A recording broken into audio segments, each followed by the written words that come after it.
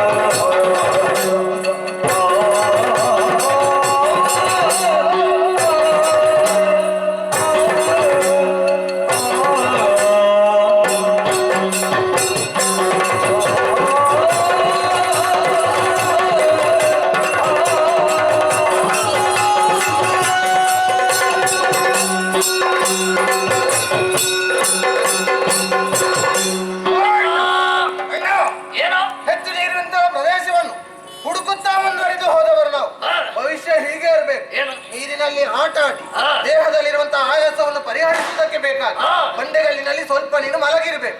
ಮಲಗಿದ ಕೂಡಲೇ ನಿದ್ರೆಗೆ ಜಾರಿರಬೇಕು. ಆ ಹೊತ್ತಿಗೆ ನಿನಗೊಂದು ಕನಸು ಬಿದ್ದಿರ್ಬೇಕು. ಕನಸಿನಿಂದ ಎದ್ದ ತಕ್ಷಣ ನಿನ್ನ ಕಾಲು ನಿಂತಲ್ಲಿ ನಿಲ್ಲುವುದಿಲ್ಲ. ಏನಾಯ್ತು ನಿನಗೆ? ಕನಸು ಬೀಳುವುದಕ್ಕೆ ನಾನು ಮಲಗಬೇಕು. ಮಲಗಿದ ಹಾಗಿದ್ದಂತಹ ನಮ್ಮ ಮನಸ್ಸನ್ನು ಎಬ್ಬಿಸುವುದಕ್ಕಾಗಿ ಈ ನಂದಿನಿ ನದಿ ತಟಾಕದತ್ತ ಬಂದದ್ದು. ಹೀಗಿರುವಾಗ ಉಲ್ಲಸಿತನಾದಂತಹ ನಾನು ಯಾವ ಕಾಲಕ್ಕೂ ಮಲಗುವವನಲ್ಲ. ಹಾಗಾದ್ರೆ ಎಚ್ಚರದಲ್ಲಿದ್ದಂತಹ ನನ್ನ ಈ ಎಚ್ಚರ ತಪ್ಪುವ ಹಾಗೆ ಆದಂತಹ ಘಟನೆ ಆದ್ರೂ ಯಾವುದು? ಏನು ವಿಶೇಷತೆ? ಒಂದು ವಿಶೇಷ ಉಂಟು. ಏನಣ್ಣ? ಈ ನಂದಿನಿ ನದಿಯ ದಡದಲ್ಲಿ ಬಂಡೆ ಎಂತದ? ನಿನ್ನ ಮಾತನ್ನು ಕೇಳುವಾಗ ನಗಬೇಕೋ ಅಳಬೇಕೋ ಒಂದು ಅರ್ಥ ಆಗುದಿಲ್ಲ. ಯಾಕೆ? ಮತ್ತೆ ನಂದಿನಿ ನದಿಯಲ್ಲಿ ಬಂಡೆ ಇಲ್ಲದೆ ನಿನ್ನ ಮನೆ ಅಂಗಳದಲ್ಲಿ ಬಂಡೆಗಳಿರ್ತದ? ನಿನಗೆ ಏನು ಅಷ್ಟು ಅವಸರ ತಮ್ಮ? ಏನಾಯ್ತು ಈಗ? ನಾ ಬರೇ ಬಂಡೆಯ ಬಗ್ಗೆ ಮಾತ್ರ ಹೇಳಿದ್ದು ಅಂತ ಭಾವಿಸಿದ್ಯಾ? ಮತ್ತೆ ಬಂಡೆಯ ಮೇಲೆ ಒಬ್ಬಳಾಕೆ ಅಪ್ರತಿಮ ರೂಪವತಿ ಅಂದರೆ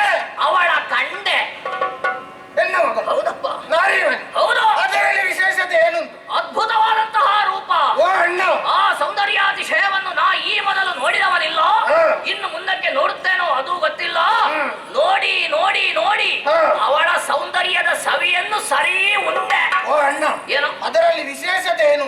ಯಾಕೆ ಈ ಭೂಲೋಕದಲ್ಲಿ ಅದೆಷ್ಟು ಸೌಂದರ್ಯವತಿಯಾದಂತಹ ನಾರಿಮಣಿಯರಿದ್ದಾರೆ. ಅವರು ಏನು ಮಾಡ್ತಾರೆ? ಈ ನಂದಿನಿ ನದಿಗೆ ಬರ್ತಾರೆ, ಬಟ್ಟೆ ಒಗೆಯುವುದಕ್ಕೆ ಬೇಕಾಗಿ. ಬಟ್ಟೆ ಒಗೆದು ಒಗೆದು ದೇಹಕ್ಕೆ ಆಗಿರುವಂತಹ ಆಯಾಸವನ್ನು ಪರಿಹರಿಸುವುದಕ್ಕೆ ಬೇಕಾಗಿ ಬಂಡೆಗಾಲಿನಲ್ಲಿ ಕುಳಿತು ಸ್ವಲ್ಪ ಕಾಲವನ್ನು ಕಳೆಯುತ್ತಾರೆ. ಇದರಲ್ಲಿ ವಿಶೇಷತೆ ಏನುಂಟು ತಮ್ಮ?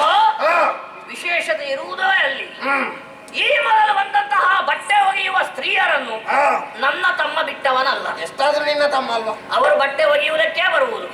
ಆದ್ರೆ ಕೊನೆಗೆ ನಿನ್ನಿಂದ ಹಿಂಸೆಯನ್ನು ಅನುಭವಿಸಿಯೇ ತೆರಳುವವರು. ಎಲ್ಲರೂ ಪರಿಚಯ ಇದ್ದವರೇ ಇರುವುದು. ತಮ್ಮ ಅಣ್ಣ, ನಾವದೆಷ್ಟೋ ಹೆಣ್ಮಕ್ಕಳನ್ನು ನೋಡಿದ್ದೇವೆ.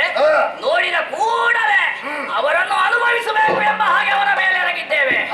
ಆದ್ರೆ ಈ ಹೆಣ್ಣು ಅದಕ್ಕೆ ತದ್ವಿರುದ್ಧವಾಗಿದ್ದಾಳೆ. ಯಾಕೆ ಬಲ್ಲೆಯ? ಯಾಕೆ? ಇವಳನ್ನು ಕಂಡ ತಕ್ಷಣವೇ ಆ ರೀತಿಯ ಮನಸ್ಸೆಂಬುದು ನನಗಾಗಲಿಲ್ಲ. ಆದ್ರೆ ಇಂತಹ ಸೌಂದರ್ಯ ರಾಶಿಯನ್ನು ನೋಡಿದ ತಕ್ಷಣವೇ ಮನಸ್ಸಿನಲ್ಲಿ ಅದಕ್ಕಿಂತಲೂ ಇಮ್ಮಡಿಯಾದಂತಹ ಏನೋ ಒಂದು ಆಸೆ ಉದ್ಭವಿಸುತ್ತಾ ಇದೆ. ಹಾಗಾಗಿ ನಾನು ಓರ್ವನೇ ಇದನ್ನೆಲ್ಲ ಹೇಳುತ್ತಾ ಕುಳಿತರೆ ನಿನಗೆ ಅರ್ಥ ಆಗುವುದಿಲ್ಲ. ಮಾತನ್ನು ಕೇಳಿದ ಮೇಲೆ ನನಗೂ ನೋಡಬೇಕು ಎಂಬುದಾಗಿ ಪುಲಕವಾಗ್ತಾ ಉಂಟು. ನೋಡ್ತೀಯಾ?